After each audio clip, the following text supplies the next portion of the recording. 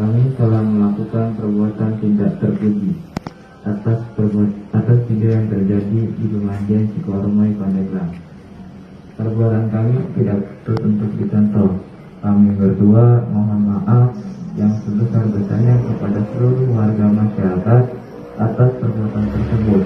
Kami berdua sangat menyesal dan tidak akan mengulangi lagi perbuatan tersebut. Sekian, terima kasih.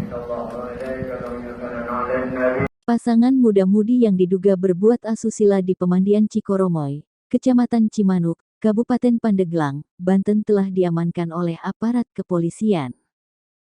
Pelaku diamankan setelah perbuatannya direkam dan disebarkan hingga viral di media sosial.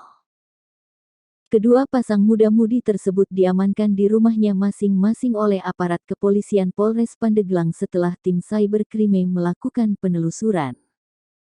Kapolres Pandeglang, AKBP Hamam Wahyudi mengatakan kedua pelaku saat ini telah diamankan oleh pihaknya. Ia menerangkan, keduanya membenarkan perbuatannya tersebut dan mengakui kesalahannya.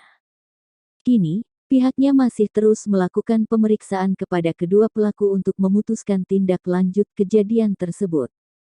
Sudah diamankan, tetapi untuk selanjutnya akan kita informasikan. Karena ini perbuatan asusila kemungkinan akan dijerat pasal yang berkaitan dengan itu, ujarnya saat ditemui di Mapolres Pandeglang, Rabu, tanggal 19 Mei tahun 2021. Dirinya juga menghimbau agar masyarakat tidak melakukan perbuatan senonoh di depan umum, apalagi menurutnya di Pandeglang yang merupakan daerah Islami, sangat disayangkan telah menciderai julukan Kota 1001 Santri.